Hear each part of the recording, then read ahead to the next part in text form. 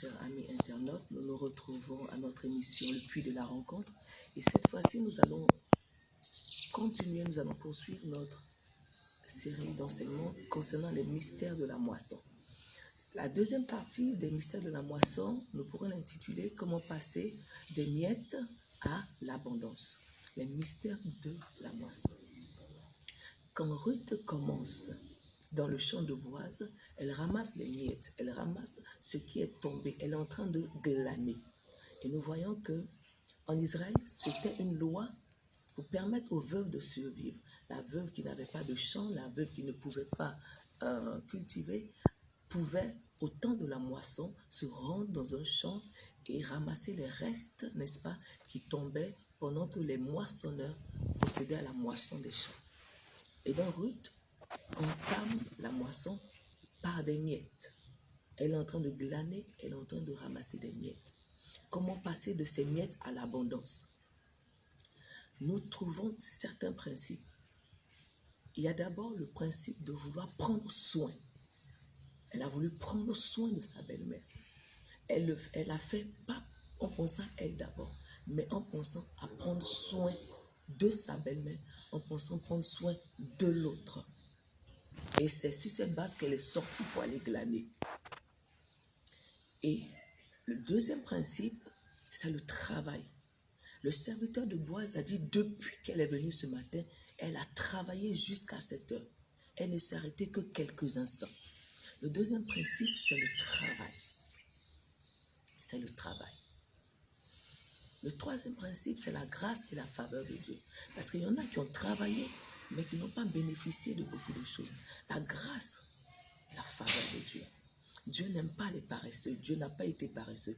Salomon nous encourage à regarder la fourmi et à tirer des instructions, et tirer enseignement. La fourmi n'a ni maître, elle n'a ni chef, mais elle se lève et elle prend soin de sa nourriture pendant l'été.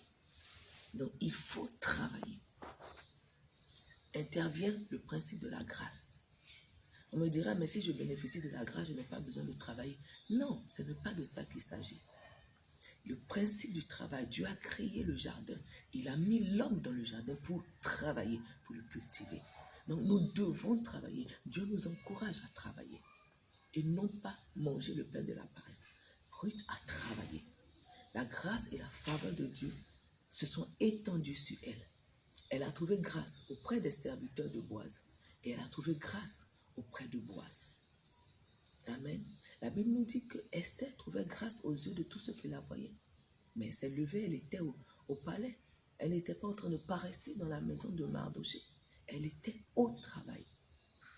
Et donc, c'est pour encourager quelqu'un à travailler et ne pas manger le pain de la paresse. Ensuite, la grâce, la faveur de Dieu fera la différence. Il y avait beaucoup de veuves qui glanaient. Il y avait beaucoup de veuves qui recherchaient. Mais la grâce et la faveur de Dieu sur Ruth a fait la différence. Et nous voyons que quand Boaz arrive, ce n'est plus les miettes. Il demande maintenant qu'on laisse un peu plus que les miettes tomber en terre afin que Ruth puisse bénéficier d'un autre niveau. Elle est à un autre niveau. Elle n'est plus sur les miettes, elle n'est plus dans les miettes. Elle est à un autre niveau. Elle retire un peu plus du travail qu'elle est en train de faire. Et à la fin, nous savons ce qui va se passer. Elle a commencé par glaner. Elle a eu un peu plus que les miettes.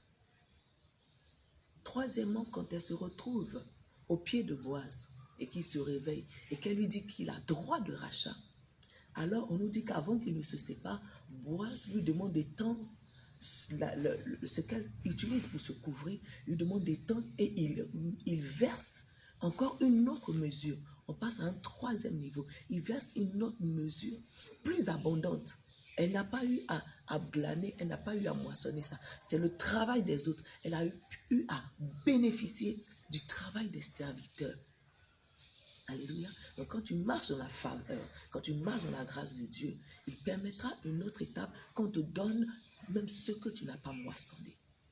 Elle a eu le travail des moissonneurs de Boaz. Voici ce que fait la grâce de Dieu. Un autre élément et le dernier aspect, elle devient maintenant l'épouse de Boaz.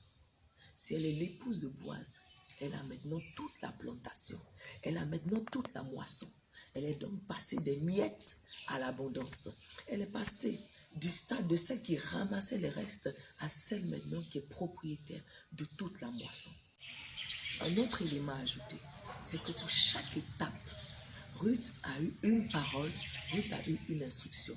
Quand elle est arrivée à Bethléem, elle a dit à sa belle-mère, permets-moi d'aller glaner. Et la belle-mère lui a accordé la permission, la belle-mère lui a donné une bénédiction.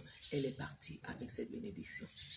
Quand nous voyons par la suite, elle a eu la visite de Boaz. Boaz a prononcé une parole de bénédiction parce qu'il avait entendu, il avait appris qu'elle avait abandonné tout pour suivre sa belle-mère.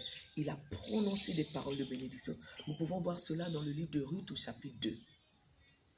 Quand elle avance au chapitre 2 à 3, elle a glané donc au chapitre 14.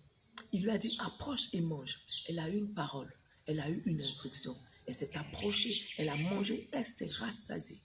Une autre parole au verset 16.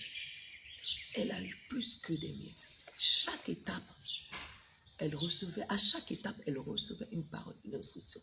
Et elle a suivi ces instructions. Mon frère, ma soeur, si tu as besoin d'avancer, tu as besoin d'une parole. Tu as besoin d'un réma, tu as besoin d'une révélation, tu as besoin que la parole de Dieu te dise quelque chose.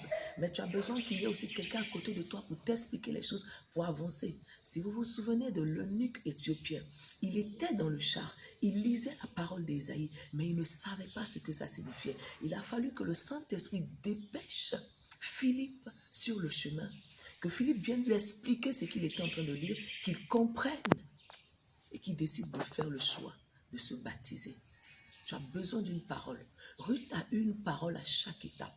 Elle a suivi chaque étape, chaque parole, et sa bénédiction a été assurée. Tu as besoin d'avoir une parole pour l'étape suivante, l'étape dans laquelle tu vas entrer. Lorsque Ruth arrive à la maison avec Naomi, elle lui dit, ma fille, je veux assurer ton bonheur. Et elle lui donne des instructions. Ruth suit ses instructions, c'est-à-dire se laver, le nettoyage. Tu as besoin de te nettoyer spirituellement et physiquement. Tu t'attends à une bénédiction de Dieu, par exemple pour le travail. Tu ne te laves pas et tu vas te rendre au travail. Tu ne t'entretiens pas, tu vas te rendre au travail. Mais est-ce que le recruteur va t'embaucher? Tu as besoin aussi de te laver spirituellement. Parce que quand nous avançons, nous évoluons, certainement nous péchons contre Dieu. Certainement nous entendons des paroles qui nous découragent, qui nous abattent, qui nous poussent à faire des choses qui n'honorent pas Dieu. Tu as besoin de te laver spirituellement par le sang de Jésus et par l'eau de la parole. Tu as besoin d'une parole pour chaque étape. Que ce soit pour la nouvelle naissance, que ce soit pour le baptême, que ce soit pour avancer dans ta marche de chaque jour avec Dieu, ou que ce soit pour tes fiançailles, ton mariage, l'enfantement, prendre soin de ta maison. Tu as besoin d'une parole du Seigneur, tu as besoin d'une orientation, afin de ne pas tomber, mais d'avancer et de réussir dans ce que tu fais. La Bible dit que tant que le prophète Jéhoiada était avec Joas, Joas marchait selon les principes de Dieu parce qu'il avait quelqu'un, il avait un mentor, il avait un père spirituel qui le conduisait dans la voie du Seigneur. Tu as besoin d'être conduit, tu as besoin d'être guidé afin de ne pas tomber, mais de pouvoir veiller sur tes voies. Elle recevait une parole à chaque étape et elle a été bénie. Alors sois béni, reçois une parole, reçois une orientation et obéis à cette orientation, obéis à cette parole. Mon frère, ma soeur, je vais t'encourager ce matin. Même si tu as l'impression que tu as commencé avec des miettes, ne relâche pas. Continue de travailler. Appelle sur ta vie la grâce, la faveur de Dieu. Continue d'avancer. Tu passeras des miettes à un certain niveau. À un certain niveau, tu passeras à un autre niveau. Et de cet autre niveau, tu passeras à la possession de toute la moisson que Dieu avait prévue pour toi. Sois béni, sois éclairé, sois fortifié. Toi-même, va de l'avant et fais aussi des recherches. Et vois la moisson à laquelle Dieu t'appelle. Moissonne, ne te décourage pas. L'abondance est devant. Sois béni. Au nom de Jésus. Amen.